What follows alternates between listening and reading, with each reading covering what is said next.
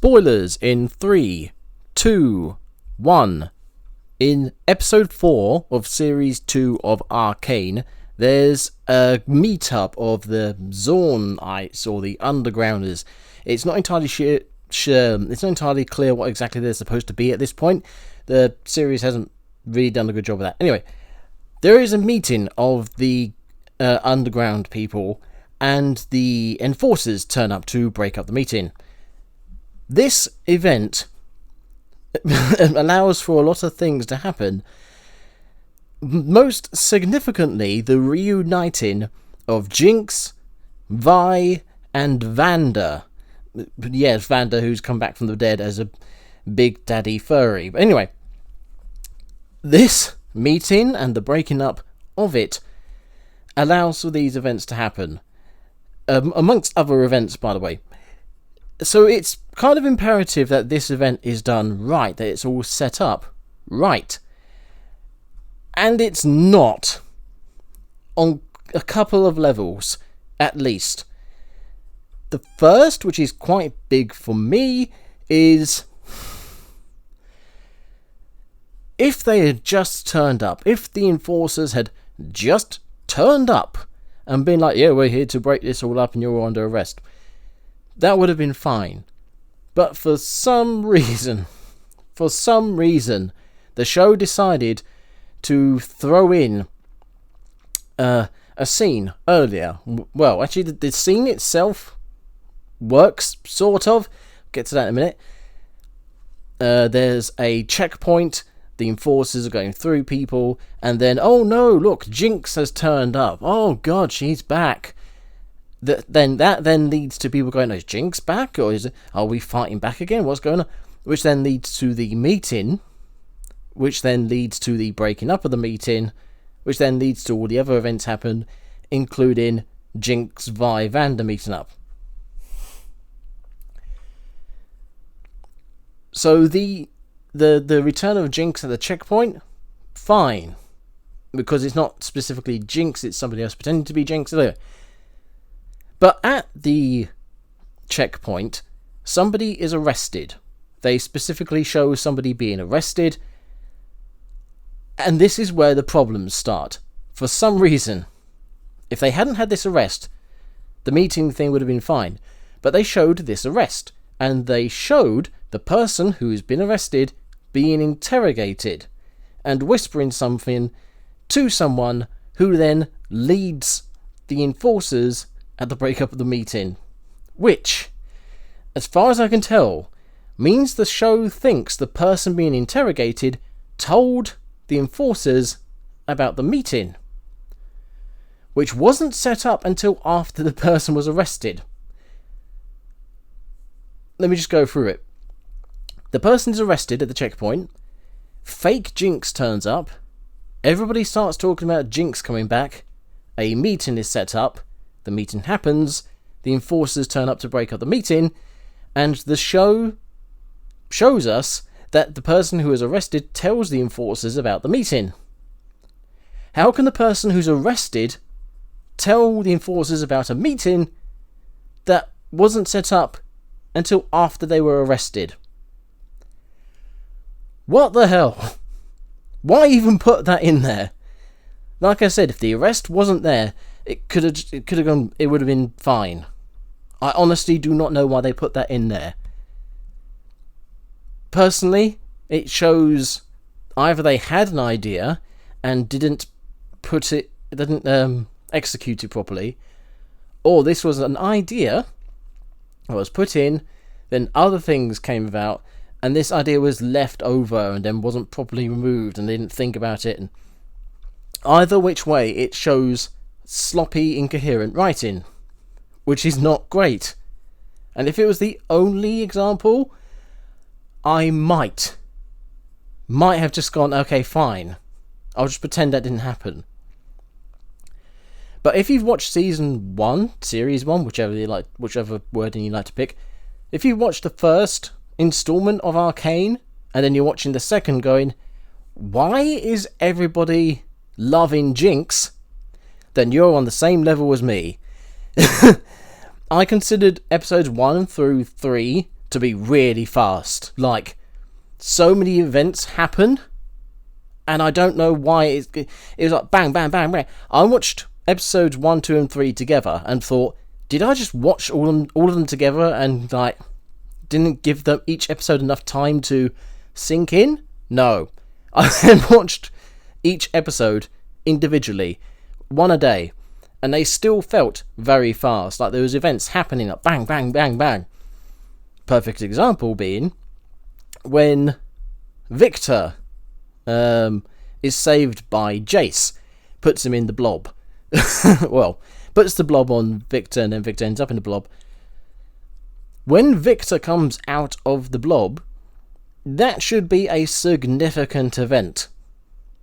A lot of things should be happening there. A lot of things should be discussed.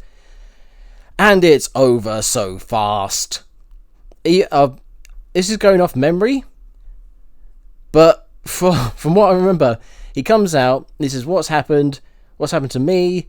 Oh, you did the thing, why didn't you do that thing? And they jump from subject to subject to subject with almost no proper connection. And within the space of 2 or 3 minutes, I think, within the space of 2 or 3 minutes, we go from Victor is alive to I'm leaving now. It's like, what? Seriously? Why? No, you need to stay there and chat this shit out. But it happens because there's so much going on in these 3 episodes, and they're all going past so fast that there's no time to allow for such things to sink in. Which might be why the whole Jinx thing wasn't properly...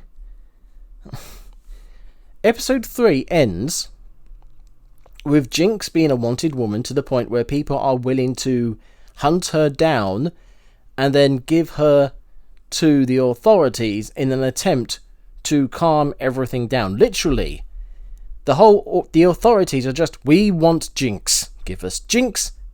We're good. They're putting out rewards for her with a big load of money on it. Episode 3 ends with Jinx setting up... Well, not actually. Jinx sets it all up. And then... I can't remember her name now. The woman with the metal arm. She sets off something that releases something called the Grey, which, again, isn't really explained very well. I'm sure people who are into League of Legends will be like, oh yeah, the Grey, that thing. But I don't know anything about League of Legends, so I'm relying entirely on this show to tell me what's going on. And I don't know what the Grey is other than a green fart cloud, which for some reason follows some of the characters around. But Jinx's plan is to release it. It gets released. It goes flying up in the air, activates some smoke bombs, and then the whole of Piltover, the overground bit, gets covered in colourful smoke. And that's the end of the episode. No, that's the end of the episode. The end of the episode is then the people of the overworld reacting to that. But as far as we can tell, Jinx has smoke bombed Piltover. Episode 4 tells us multiple times that there's been a time jump. There's no evidence of that, really. We have to be told that, which is not great. There's been a time jump, and suddenly Jinx is a folk hero being celebrated by the people of the underground. Why? Why is she being celebrated? I don't understand why. On top of that, Jinx says that Jinx is dead. She says it in the episode. The little girl who's with her, whose name I can't remember, the little girl who's with her, like, oh no, was it the little girl or the woman with the metal arm? Anyway, someone tells her to get back up there and like represent the people and that sort of thing. And she says, no, Jinx is dead. And it's like, oh, so at the end of episode 3, when the explosion goes off, she then went into hiding. And since then, she's not shown herself. She's pretending she's dead. And yet, somehow, she's a folk hero that people believe in and are painting murals of her on the walls like she's some kind of hero. With the weird smoke grenade thing, which as far as I remember, nobody saw except Vi and the Firelights who hate her. And the Firelights turn up at this meeting, by the way.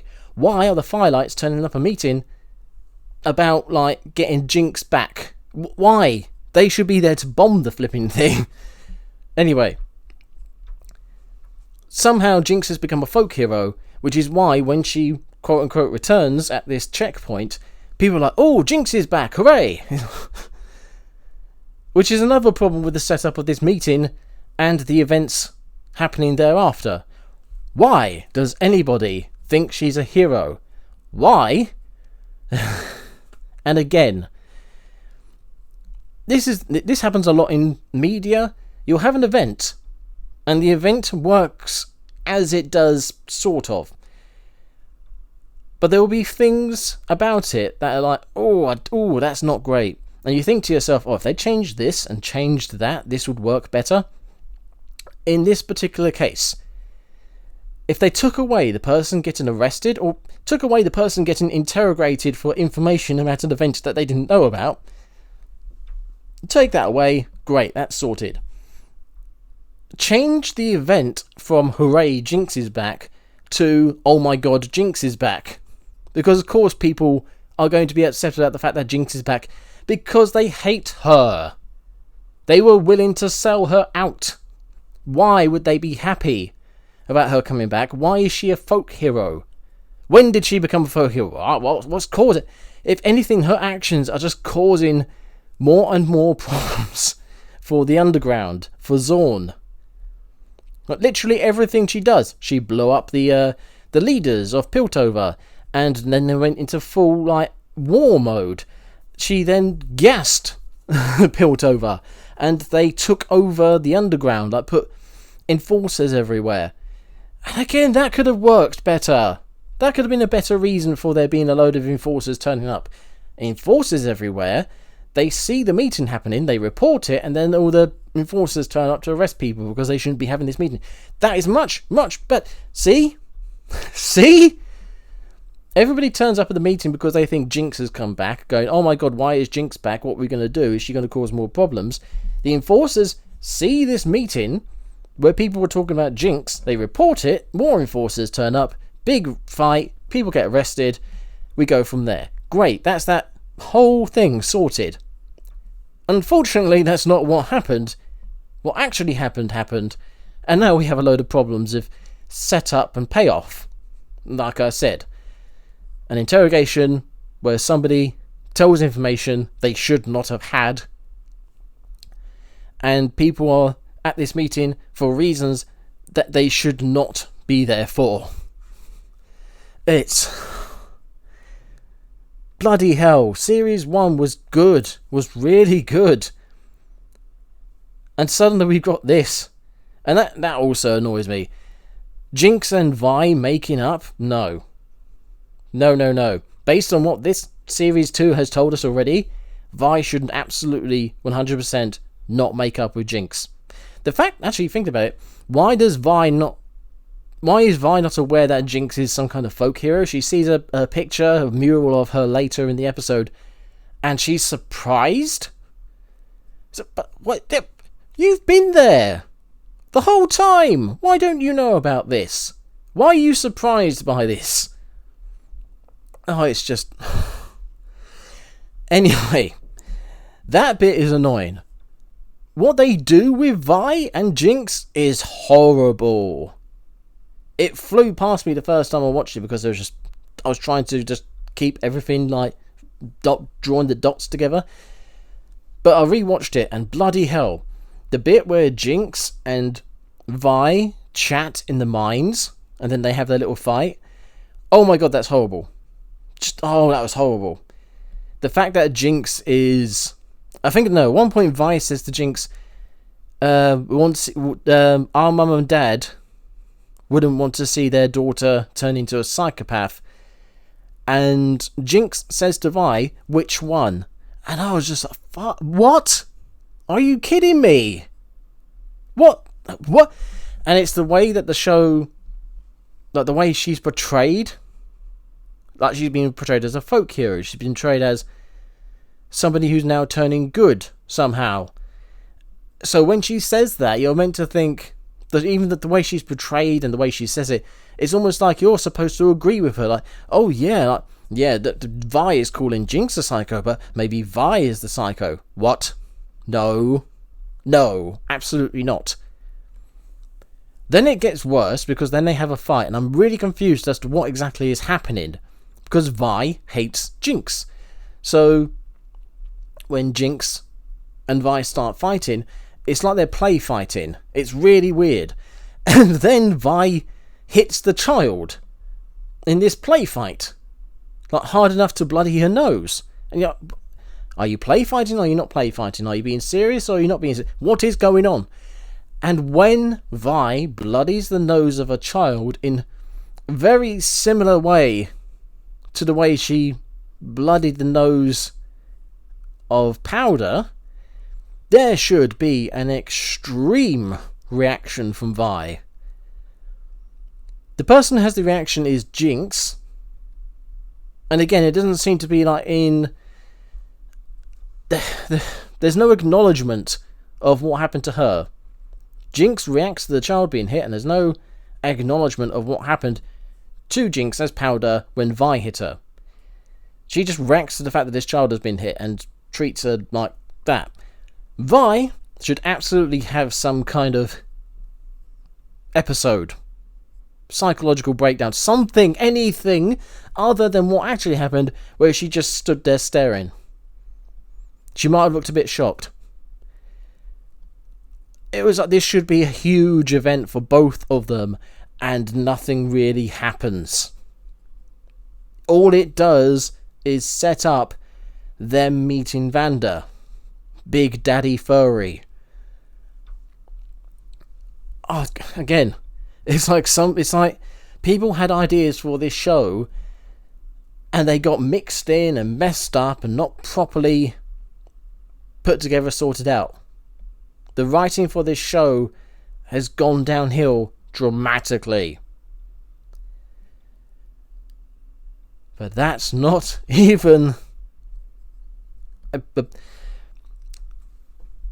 One of the things I was going to say about the meeting of the Undergrounders being interrupted was that leads to Victor getting killed.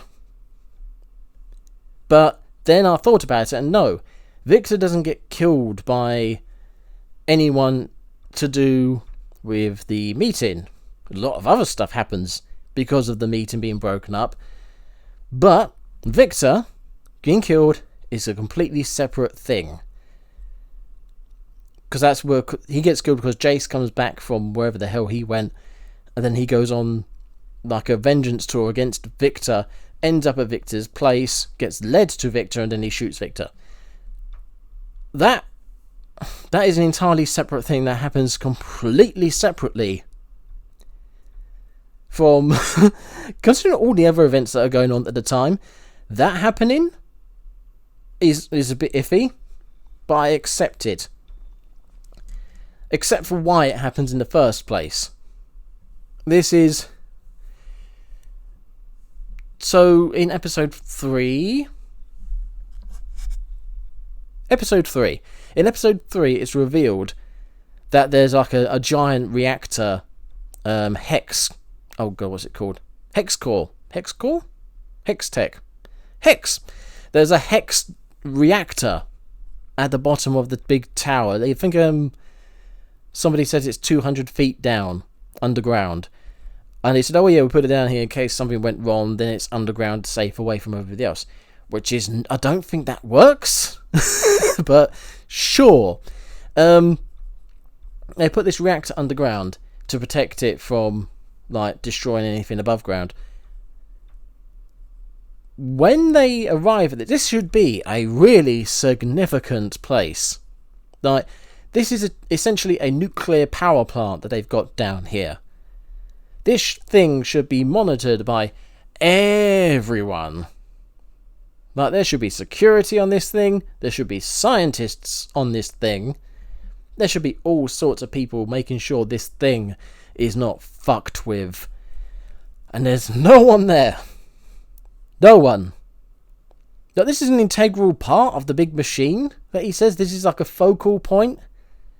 So everybody should be keeping an eye on this.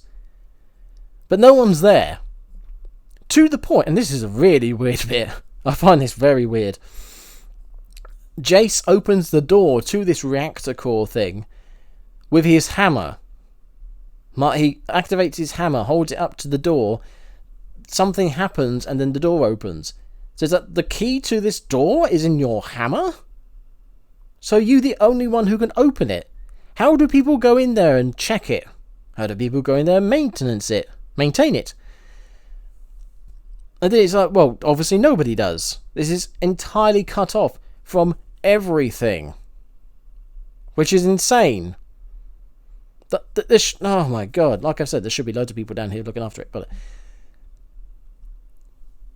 but I mean, yeah, if loads of people were down here monitoring it, then what happened with it would never have happened because somebody would have noticed long before it happened. But there is nobody down here. Jace has the only key to the door. They walk in, they find out that the reactor core thing is turning into some sort of chaos rune, blah blah blah. And then they disappear. And again, it's not really made clear. We don't know what the hell is going on with that. I'm hoping someone explains it later. God, that happens so often in modern TV shows. Then, one of the counsellors gets his legs broken earlier in the series. Like, literally, the opening of the series is the destruction of the council offices. And one of the counsellors gets his legs, I think it's his back broken, so he can't walk. He then goes to see Victor. I think episode 2, he's told about Victor. No.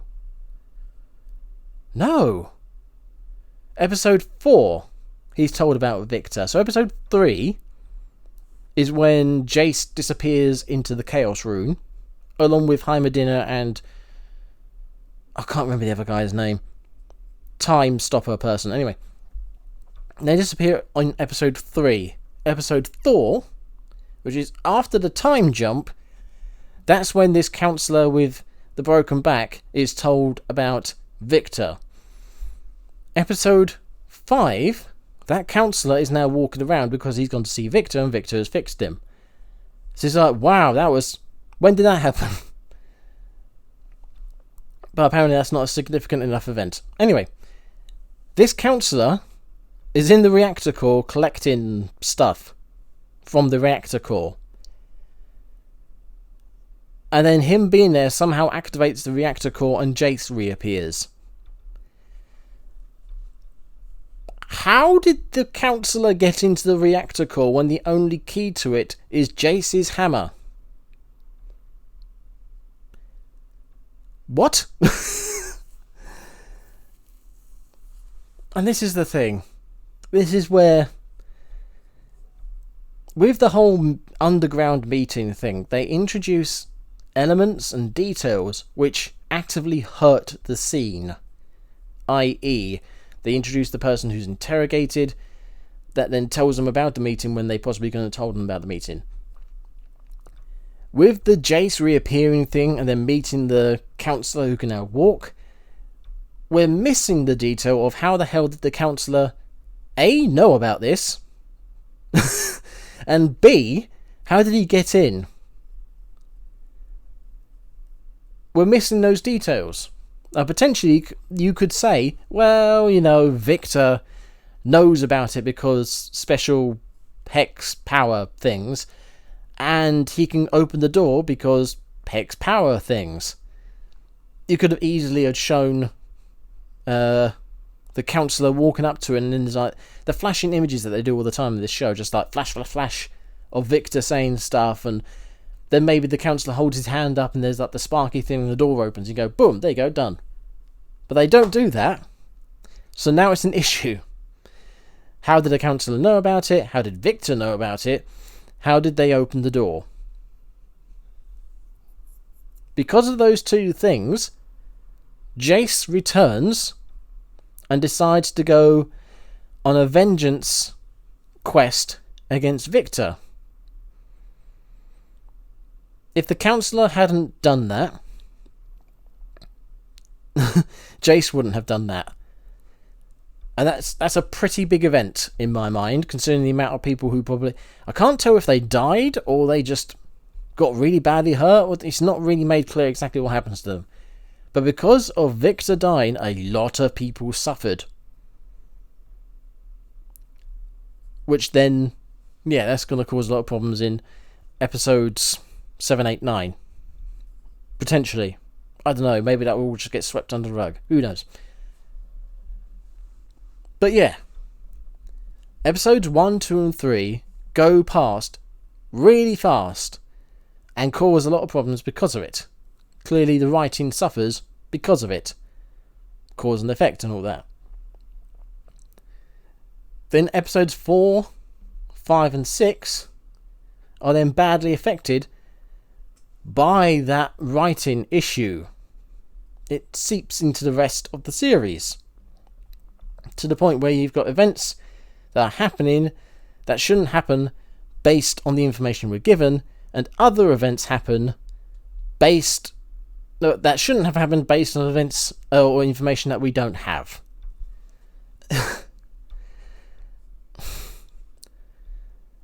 Watching it through once wasn't great in terms of the first 3 episodes, and therefore episodes 4, 5 and 6 were better because they'd slowed down a bit and taken their time with events. But rewatching them, you see all the little details where things aren't going right. And to give you a perfect example of how the writing isn't as good as it used to be, or maybe not as clear or original or what have you.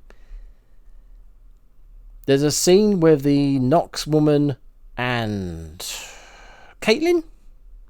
Yeah, that's her name. Those two are chatting to each other, and Nox woman says, blah blah blah,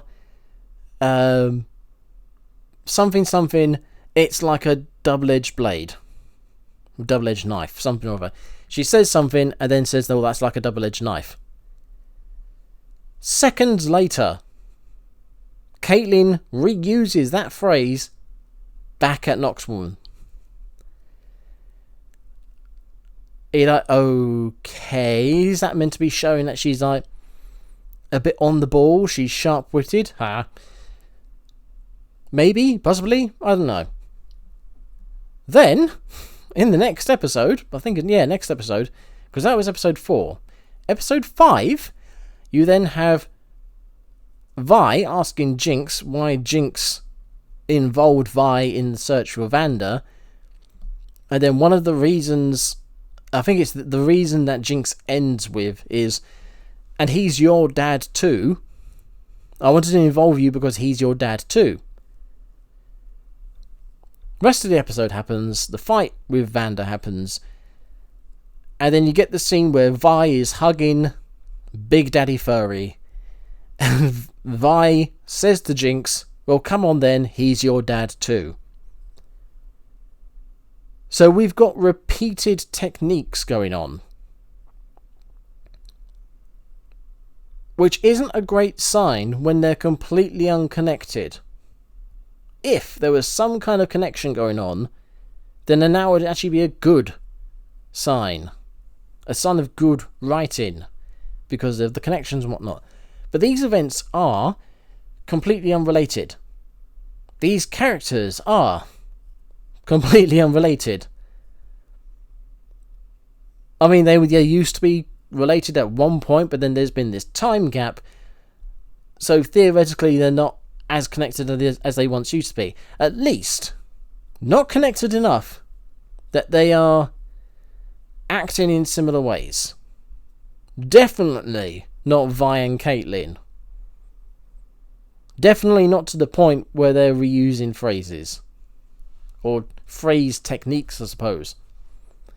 That feels more like writers struggling to write, which in connection with everything else, the information being given when it shouldn't have been given or been able to be given, opinions that people have that they shouldn't have, and events happening that we're not informed about or shouldn't have physically taken place in the first place or shouldn't have been arranged the way they are.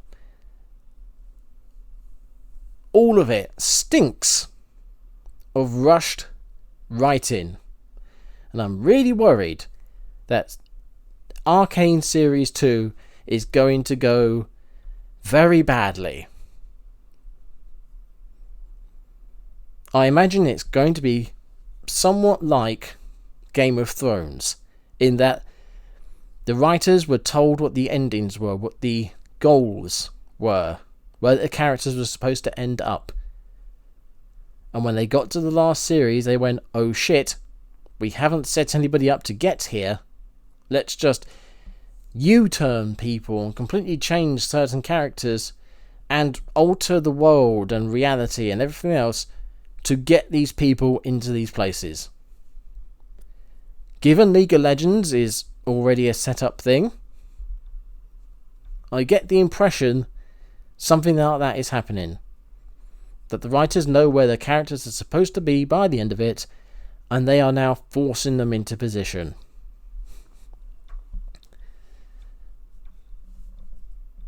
I suppose we'll see next week, won't we?